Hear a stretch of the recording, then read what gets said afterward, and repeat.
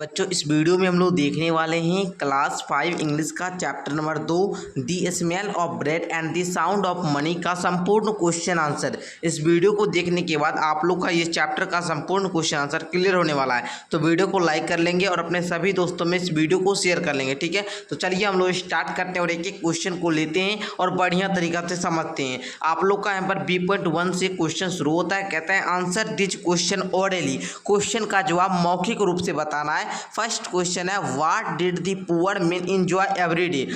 जो poor man था, गरीब आदमी था, वो प्रतिदिन आनंद किस प्रकार लेता था। तो चलिए हम लोग जानते हैं उत्तर क्या होगा। तो देखिए आप लोग आंसर में लिखेंगे the sweet smell of the bread, मतलब जो ब्रेड बनाता था ना, रोटी जो बनाता था, उसका जो अच्छा सुगंध था ना, वो लेकर गरीब आदमी जो था वो प्रतिदिन इंजॉय करता था। ठीक है, क्वेश्चन नंबर 2 कहता है कि व्हाट डिड द जज ask the poor man to do.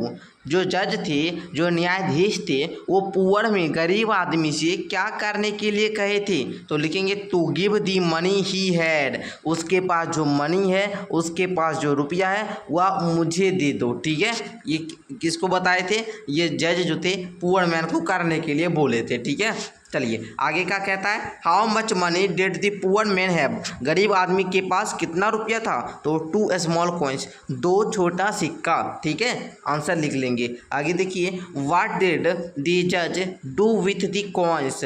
जो जज थे, न्यायाधीश थे, वो कॉइन्स से क्या किए, वह सिक्का लेकर क्या किए। तो आप लिखेंगे he jingled them and return back to the poor man.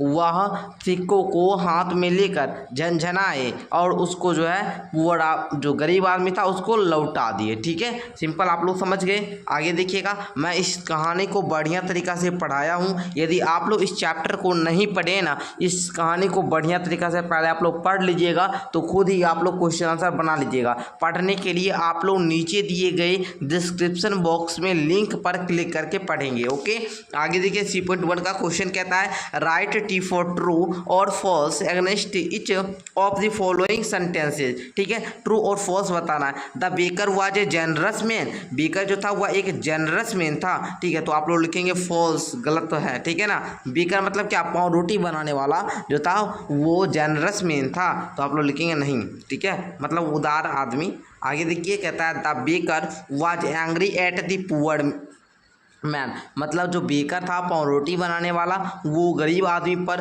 उसे गुस्सा था। तो ये बात बिल्कुल सही है। क्यों सही है, क्योंकि गरीब आदमी जो था वो उसके दुकान पर आता था। ठीक है, और वो पावरोटी के सुगंध से ही अपना पेट भर लेता था। इस बात को देखकर, इस बात को ना जानकर बेकर एंग्री था। किससे, तो पुअर आदमी से। आगे देखिए कहता है the poor man had 6 coins. Poor आदमी के पास, गरीब आदमी के पास 6 सिक्के थे। तो आप लोग लिखेंगे फॉल्स, गलत बात। उसके पास 2 स्मॉल सिक्के थे, 2 ही सिक्का था।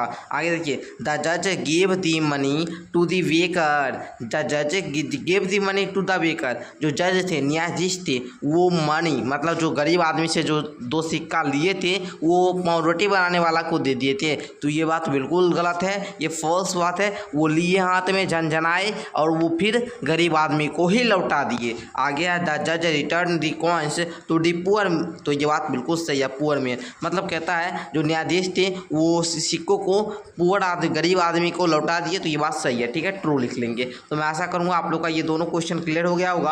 आगे कहता है tick the option to complete the following statement. आप लोग को स्टेटमेंट को पढ़ना है, अगर सही रहे तो ये आगे हम लोग समझते हैं। है ना, पढ़ते हैं हम लोग स्टेटमेंट को। कहता है the baker took the poor man to. The baker took the poor man to, मतलब जो बेकर था, पावरोटी बनाने वाला, वो गरीब आदमी को कहाँ ले गया। तो लिखेंगे कोर्ट ले गया। कहाँ ले गया, कोर्ट। चलो भाई कोर्ट चलो, कि जज के पास चलो, वही फैसला करेंगे। तो हमारा जो रोज रोज का जो पावरोटी का सुगंध लेता है, ये इसका रुपया हमको नहीं देता है, चलो न्यायाधीश के पास चलो। ठीक है ना, इसका C नंबर हो जाएगा। आगे देखिए कहता था baker held out his hand to take. ठीक है ना, मतलब कहता था baker held out his hand to take coins. ठीक है, मतलब जो बेकर थे वो अपनी हाथ को आगे बढ़ाए थे, क्या चीज़ लेने के लिए, तो कॉइन्स लेने के लिए, सिक्के लेने के लिए। ठीक है, the price for the smell of bread was the sound of money.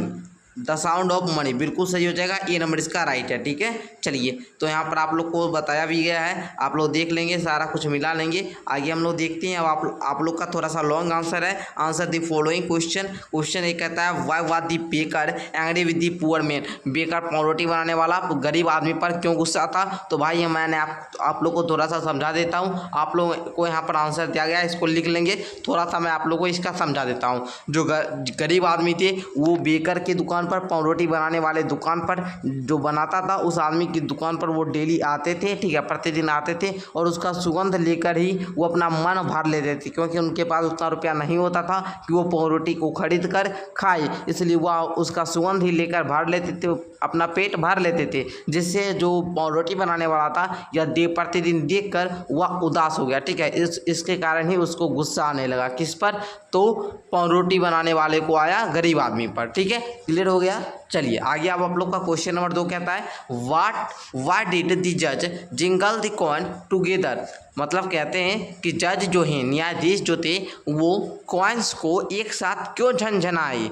Jhanjhana, jingle मतलब होता है झंझनाना। तो मैं आप लोग को सिंपल सा समझा देता हूँ कि जज जो थे वो जानते थे कि पुअर आदमी जो है ये एंजॉय लेता है किससे, उसका ब्रेड से है ना, उसका जो सुगंध होता है ब्रेड का अच्छा सुगंध होता है, उससे वो एंजॉय लेता था। तो उसी प्रकार जो जज थे वो रुपया के सिक्कों को झंझना दिए, भाई तुम भी कॉइन के झंझनाहट से आनंद लो। जिस प्रकार ये आपका ब्रेड को सूंघ कर आनंद लेता है, ब्रेड के सुगंध को लेकर आनंद लेता है, उसी प्रकार इसके तुम रुपया के झंझनाहट से आनंद लो। ठीक है, यानी कि फैसला उचित किए। ठीक है, चलिए आगे देखिए। 3 नंबर क्वेश्चन है डिड द जज do justice to the poor man give reason. तो ये बात बिल्कुल सही, ये यस हो जाएगा। क्यों?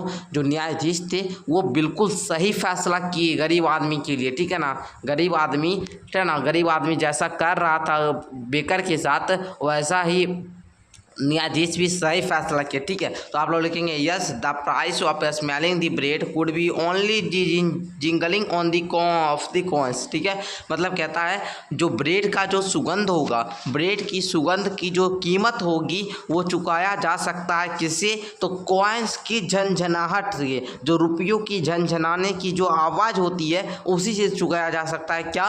तो ब्रेड की सुगंध, है ना, की कीमत। आगे देखिए। So by the returning back the 2 small coins to the poor man and to judge did justice to the poor man। इस प्रकार आप लोग का ये भी क्लियर हुआ। आगे कहता है आप लोग का question match the words with the opposite word one has done for you. मतलब आप लोग को एक किया गया है नाइस, जो देख रहे हैं इसका अपोजिट वर्ड होता है रूड, होता है ना। तो उसी प्रकार पनिशमेंट का होता है रिवार्ड। पनिशमेंट का मतलब होता है सजा देना, रिवार्ड का मतलब होता है पुरस्कृत करना, यानी कि पुरस्कार देना। उसी प्रकार स्टेंजी का मतलब होता है कंजूस। स्टेंजी का मतलब क्या होता है? कंजूस। पावरोटी बनाने वाला कैसा था? स्टेंजी था, कंजूस था। और जनरस मतलब होता है दानी। जनरस मतलब क्या होता है? दानी।